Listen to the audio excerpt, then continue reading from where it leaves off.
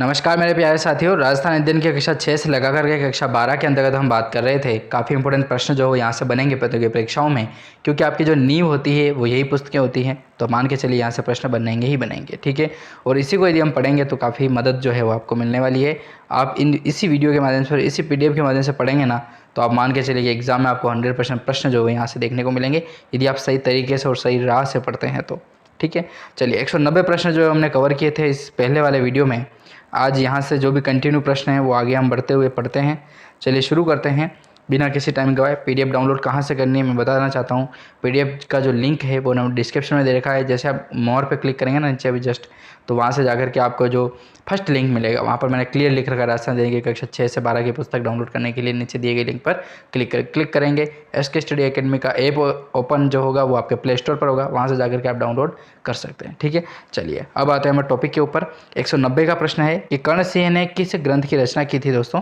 तो साहित्य कल्पद्रुम जी की रचना है वो कर्ण सिंह के द्वारा की जाती है। प्रश्न आता है 151 नंबर का कि कर्ण सिंह के दरबारी विद्वान गंगानंद मैथिली ने कौन से ग्रंथों की रचना की थी दोस्तों?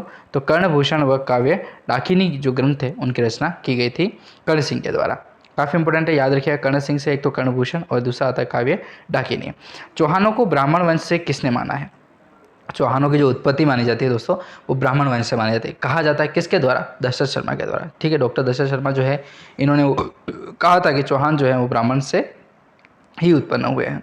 लेकिन सूर्यवंशी किसने माना है? देखिए चौहानों को सूर्यवंशी किसने माना है? तो वो माना गया है डॉक्टर गौरी शंकर हीराचंद ओझा के द्वारा, ठीक है। काफ़ी इंपॉर्टेंट प्रश्न यहाँ से बनता ही है कि गौरी शंकर हीराचंद ओझा जो है उनके द्वारा चौहानों के ऊपर क्या मत दिया गया था? तो सूर्यवंशी जो है उनकी उत्पत्ति मानी जाती है, ठीक है। सूर्यवंशी यहीं से पता पड़ा कि सूर्य के वंशी हैं कौन? चौहान। तो ये उपाधि जो है वो डॉक्टर गौरी शंकर हीराचंद ओझा के द्वारा दिया जाता है, अपना मत दिया जाता है। अगला प्रश्न है कि चौहानों का आदि पुरुष कौन था? तो वासुदेव चौहान जो है दोस्तों वो चौहानों के आदि पुरुष थे। बिजोलिया शिलालेख के अनुसार किसे सांभर झील का प्रवर्तक माना जाता है? तो वासुदेव को माना जाता है, ठीक है। काफ़ी महत्वपूर्ण प्रश्न है कि बिजोलिया शिलालेख के अनुसार किसे सांभर झील का प्रवर्तक मानते हैं? तो वासुदेव को मानते हैं। किस चौहान शासक को पृथ्वीराज विजय नामक ग्रंथ में वैरीघट्ट की उपाधि से सम्मानित किया गया था? तो गोविंद तृतीय, ठीक है। काफ़ी महत्वपूर्ण प्रश्न है कि किस चौहान शासक को पृथ्वीराज विजय नामक जो ग्रंथ था उसमें वैरीघट्ट की उपाधि दी गई थी? तो अपने याद रखिएगा गोविंद तृतीय, ठीक है। गोविंद प्रथम नहीं करना है क्योंकि उनका भी प्रसिद्ध था ना। अजय मेरू नगर वर्तमान जो अजमेर में स्थित है, वर्तमान जिसे अजमेर कहा जाता है, ठीक है ना, सॉरी। अजय मेरू नगर जो है उसको किसने बसाया था?